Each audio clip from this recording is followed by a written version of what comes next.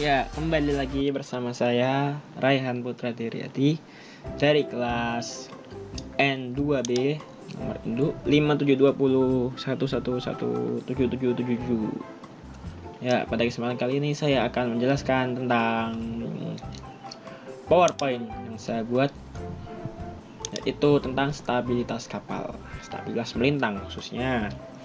Jadi, mohon maaf apabila saya terbata-bata dalam menjelaskannya karena saya juga sedikit paham tentang materi ini dan belum paham banyak. Oke, mari kita mulai. Oke, yang pertama-tama stabilitas positif. Apa itu stabilitas positif? Stabilitas positif merupakan keadaan kapal dapat kembali stabil saat mengalami sengit dan oleng. Pada kondisi ini, titik M tidak lebih tinggi dibanding titik G. Apa itu sengit? Sengit itu kayak oleng. Jadi kalau misalkan kapalnya jadi lagi bermanuver kiri kanan atau atas bawah seperti ini, itu yang disebut sengit. Nah, pada stabilitas positif ini kapal dapat kembali stabil kembali. Jadi jika kapal terkena ombak atau miring kanan miring kiri atas bawah, nah itu dapat kembali kepada posisi semula. Nah, oleh sebab itu makanya disebut dengan stabilitas positif atau stable equilibrium. Nah, jadi di stabilitas positif ini kuncinya hanya satu, yaitu pada penempatan barang muatan. Bisa dilihat ini gambarnya, titik M berada di atas dan titik B berada di bawah, titik G maksud saya. Nah, seperti yang dijelaskan, titik M tidak lebih tinggi dibanding titik G. Jadi titik G di bawahnya titik M. Nah, yang di Z ini adalah lengan yang bisa membuat kapal itu kembali seperti semula. Ini titik B aksen, itu ini N.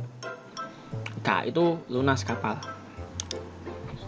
Yang kedua ada stabilitas negatif. Stabilitas negatif yang merupakan kondisi di mana stabilitas yang dimiliki kapal adalah negatif, sehingga tidak memiliki kemampuan untuk menegak kembali saat terjadi sengit. Nah, ini kebalikannya di stabilitas positif. Jadi kalau stabilitas negatif gini, jika kapalnya goyang-goyang seperti ini, maka kapalnya itu tidak bisa kembali seperti semula. Jadi jika kapalnya miring ke kiri terus, lalu lama-lama dia akan berbalik. Nah,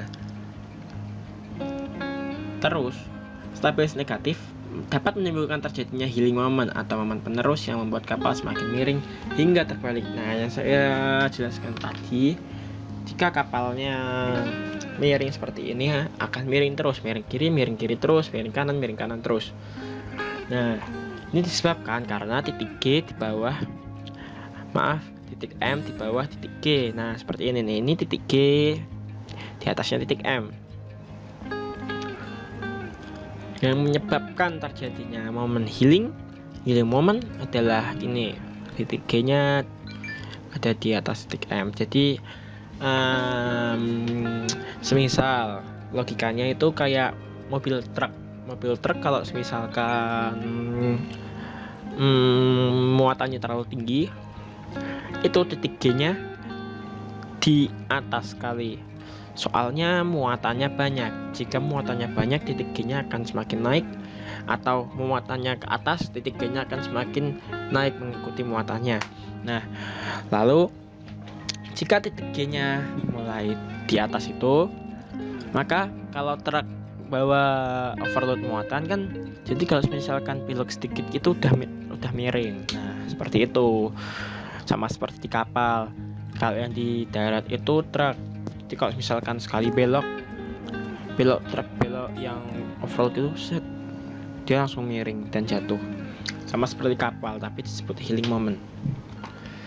Nah, ada satu lagi namanya stabilitas netral. Stabilitas netral adalah kondisi yang dimana titik G ini sama titik M jadi satu titik. Jadi sini titik G, sini titik M. Nah, di sini dalam satu titik.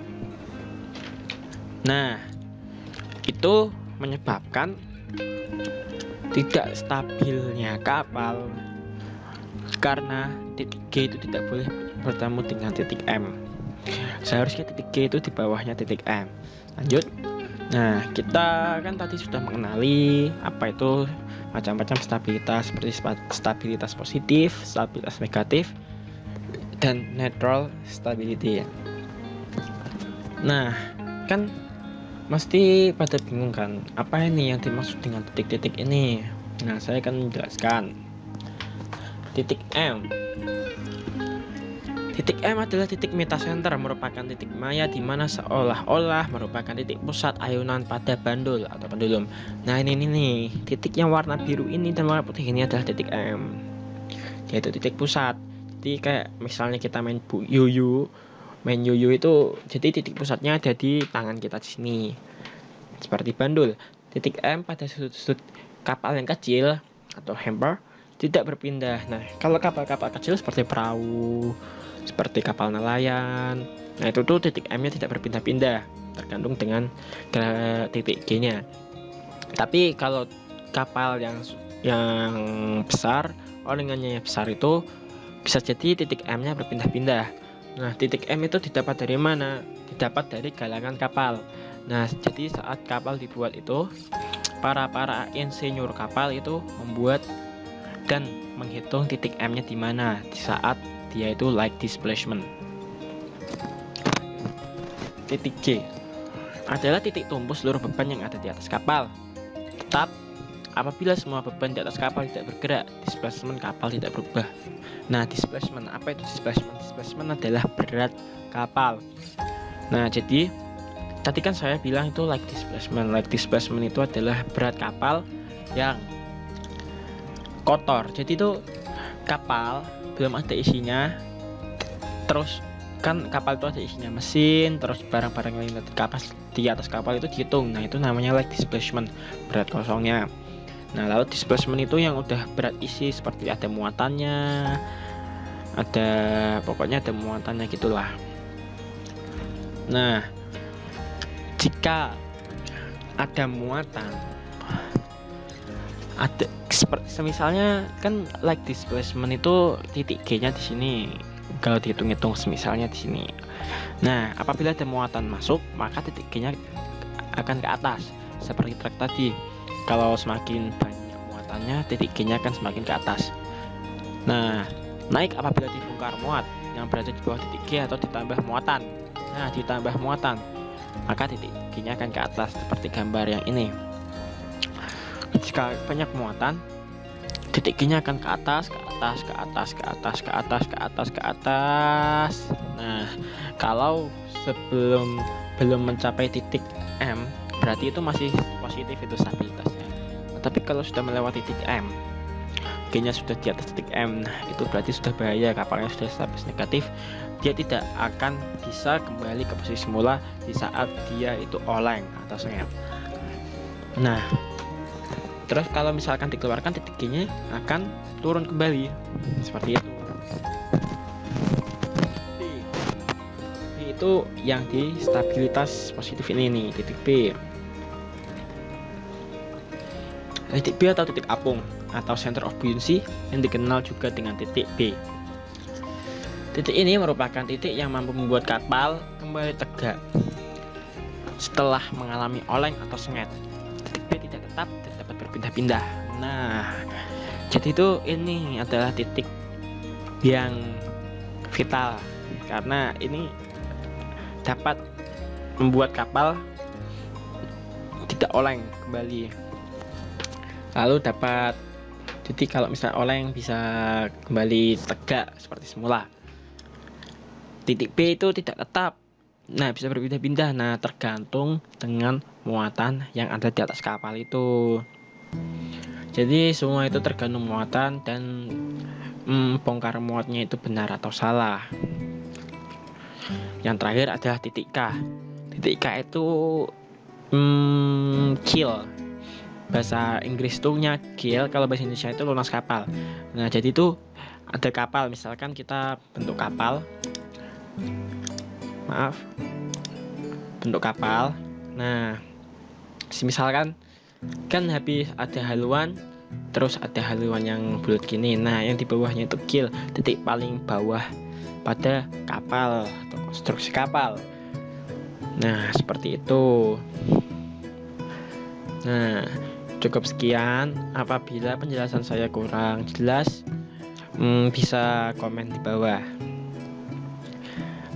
Saya masih belajar karena saya masih semester 2. Kurang lebihnya mohon maaf. Apabila ada kesalahan, mohon dimaafkan. Terima kasih atas perhatiannya. Wassalamualaikum warahmatullahi wabarakatuh. Bye bye.